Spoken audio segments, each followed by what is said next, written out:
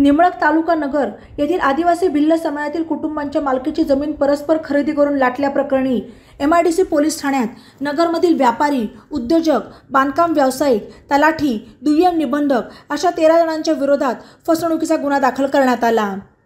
न्यायालयाच्या आदेशाने हा गुन्हा दाखल झाल्याची माहिती तपासी अधिकारी तथा पोलीस उपअधीक्षक संपत भोसले यांनी दिली। या संदर्भात सिंधुताई मुरलीधर निकम वय 70 राहणार निंबळक तालुका नगर यांनी फिर्याद दिली। सिंधुबाई निकम यांनी प्रथम न्यायालयात दाद मागितली। न्यायालयाने फौजदारी दंड संहिता कलम 156(3) अन्वये पोलिसांना गुन्हा दाखल करण्याचे आदेश दिले।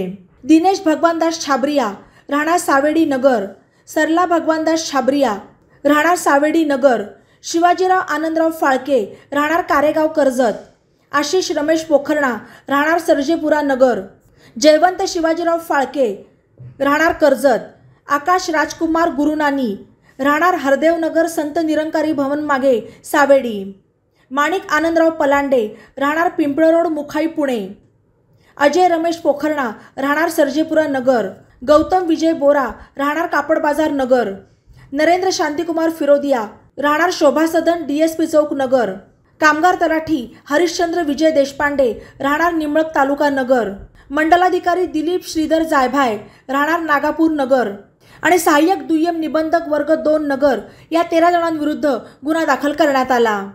वरील आरोपींच्या विरुद्ध भारतीय दंडविधान कलम 420, 467, 468, 471, 474, 34 आणि 120(ब) सह अनुसूचित जाती जमाती कायदा कलम 3(1) प्रमाणे गुन्हा दाखल करण्यात आला।